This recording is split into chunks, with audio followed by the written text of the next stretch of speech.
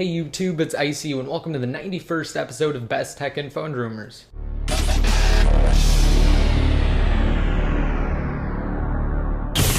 So first of all, to start off, earlier this week, Redsn0w was upgraded to include untethered jailbreak support for the iPhone 4S, the iPhone 4, the iPhone 3GS, the iPod Touch 4th and 3rd generation, as well as the new 3rd generation iPad, the iPad 2, and the original iPad on iOS 5.1.1.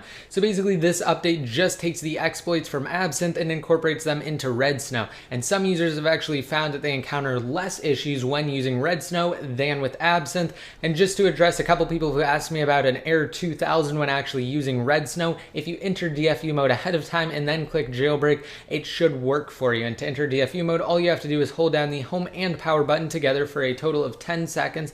Once that 10 seconds is up, let go of the power button and continue holding the home button for roughly 15 seconds.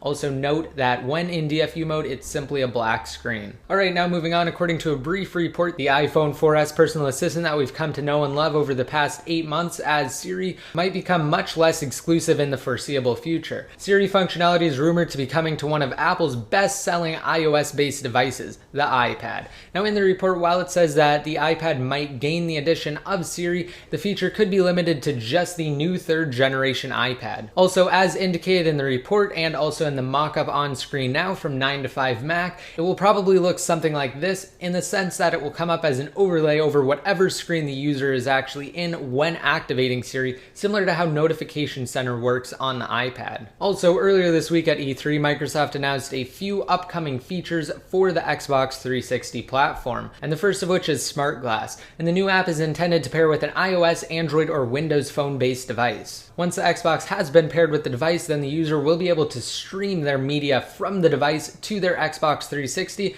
and they should actually receive additional information on whatever they're streaming on their device itself, and Microsoft could incorporate additional menus, and it could even be used for select games. And there's some more great information on that and the other things that Microsoft plans to roll out in the future, such as an Internet Explorer app for the 360, improved Kinect controls, and more. Moving on, a photo posted on a Chinese forum is allegedly an image of the specification sticker for the new 13.3-inch MacBook Pro. And if accurate, the 2012 MacBook Pro will only receive minor upgrades, at least for the 13-inch model. Also, just as a side note, Apple is preparing Moscone Center for next week's WWDC, or Worldwide Developers Conference, and they've actually set up new WWDC 2012 banners with the tagline "Where great ideas go on to do great things." Moving on, 2 days ago on June 6th, Google held a press conference to announce the next dimension of Google Maps. So yes, they did make 3 major announcements during the press conference. The first was actually the upcoming ability for Android users to download specific sections of certain maps for offline use at a later time. The second was a new importable way to map currently unmapped areas for Google Street View.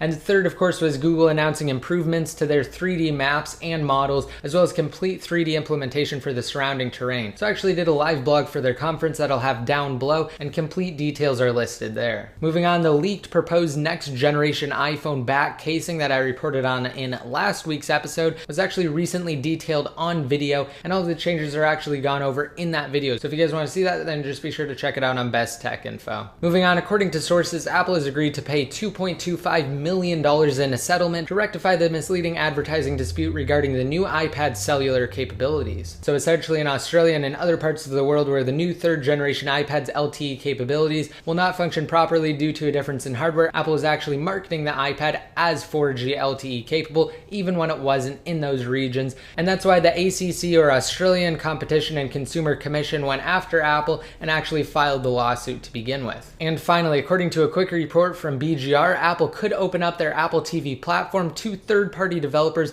with the announcement of a new software development kit at this year's WWDC, which again is set to start next week on Monday, June 11th. And of course, I have more details for that and every other article I covered in this episode on Best Tech Info, and I'll have links to all of those articles down below in the more info. And of course, if you like this video, don't forget to rate it up and hit that subscribe button to be notified every time I release new videos. And what is it that makes you guys the most excited about this year's WWDC? Let me know down below in the comments section or on Best Tech Info. Also, don't forget to like me on Facebook, follow me on Twitter, and add me to one of your circles inside of Google Plus to be updated more often. And until next time, this is ICU signing out.